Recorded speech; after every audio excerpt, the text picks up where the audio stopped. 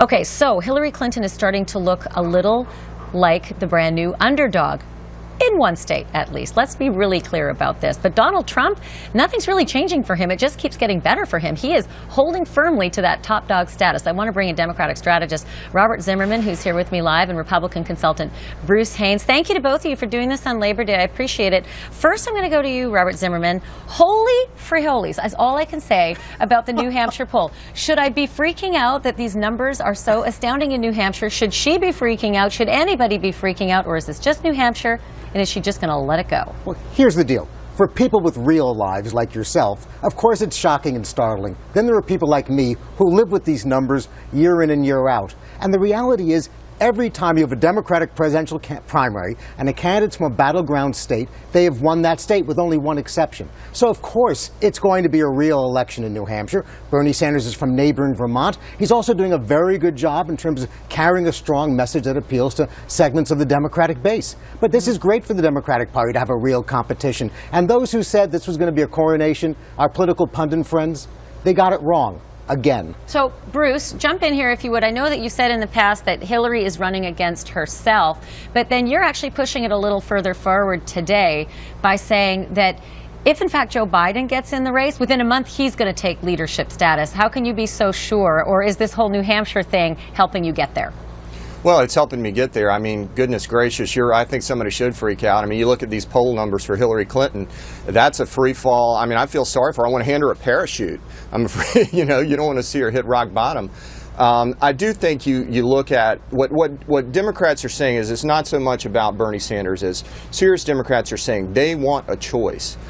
Because just like they did in 2008, I think they took a really hard look at Hillary Clinton, the candidate, and they just weren't thrilled. The buyers aren't buying. And if you see someone like Joe Biden get in the race, really warm guy, very likable, two-term vice president, the rightful heir to the Obama legacy, and also probably the rightful voice as a champion of the working man his entire political career and working woman, the rightful voice for Democrats on an issue like income inequality, which is the big issue in the Democratic Party that is really lighting a fire under the Bernie Sanders campaign. So, I think if you see Joe Biden get in the race, I don't know if he races straight to the head of the pack, but it's very easy to see how with Sanders holding on to his block of millennial and liberal voters, Biden pulling away from Clinton, the more centrist, the working class voters, you could see Hillary Clinton in third place pretty quickly. Does Hillary Clinton have to pivot left? I mean, look, Bernie Sanders has a lot of progressives behind him.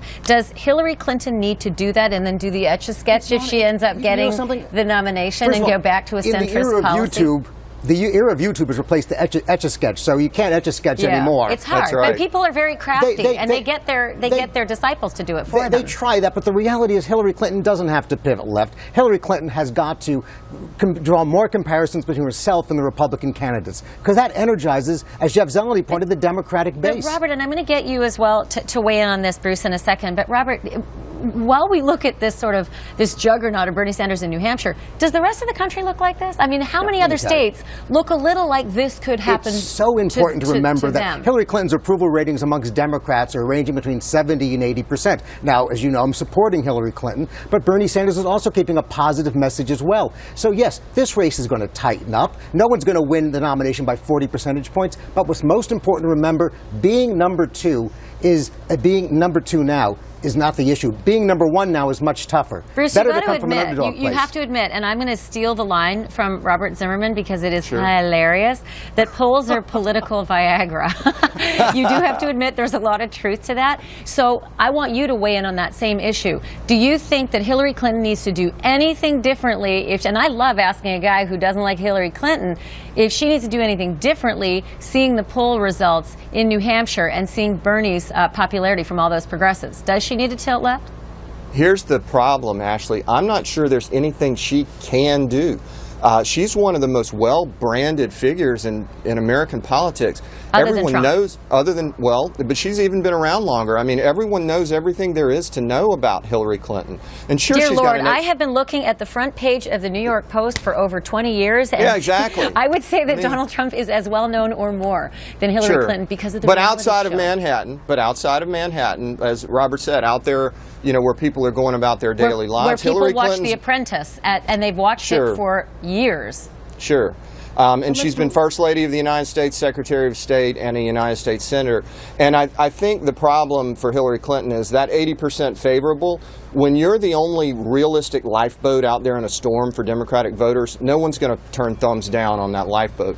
That's why I say if Biden gets in the race, I think all the dynamics of that Bruce, Democratic race change. Last comment, I got to leave it here. Bruce, it's important to remember these polls may force some of my Democrats to go into group therapy, but the Republicans have to go through anger management therapy because their approach to this race, while it may play to the Republican base and may give Trump and Ben Carson a boost, is so divisive, playing on the worst type of bigotry and divisiveness in our country that ultimately makes them unqualified in this presidential election. Robert, you could say that Donald Trump is their anger management. There are so many angry people out there that this is how they're venting. But our country's not prepared to now deport undocumented workers or legal citizens, discriminate against gays and lesbians. Some are. Look at his poll numbers. But look at how he polls nationally. Yeah. Hillary Clinton has still got the best numbers of anyone in the field. Got to leave it there. Robert Zimmerman, thank you. Do appreciate it. And Bruce Hayes, thank you. Nice to see you. Happy Labor Day to both of you. And thanks for working with us on this day. Happy to be here.